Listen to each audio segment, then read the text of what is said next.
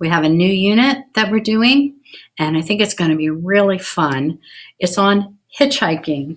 And I was kind of looking at some eighth grade short stories, and I found two really good hitchhiking short stories that we could compare.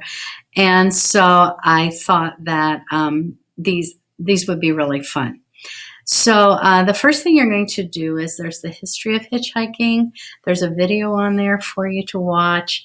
And then there's a little quiz to take on it, so you might have to watch it twice. But I like to start out with informational reading or informational information, because that is important for you to be able to listen to that and comprehend informational text, I guess. Not exactly text, but you know what I mean. Anyhow, so it's kind of interesting. It's a little history lesson and a quiz for you to take. Then the first story you're going to be reading is called The Hitchhiker. This is by Roald Dahl. He also wrote Charlie and the Chocolate Factory, I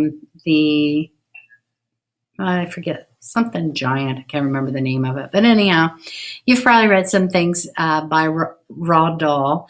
And he wrote this story, The Hitchhiker. I think you're going to be amused by it. It's pretty funny. And of course, it has a surprise ending.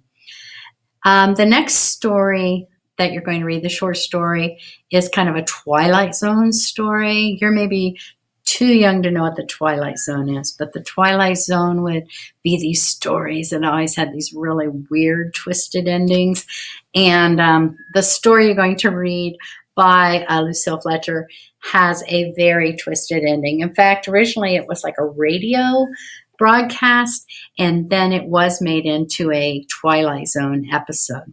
So I think you're going to like both of these. At the end of this unit, we'll do a comparison between the three text articles, whatever you want to call it. And I think it's a unit you're really going to enjoy, I hope.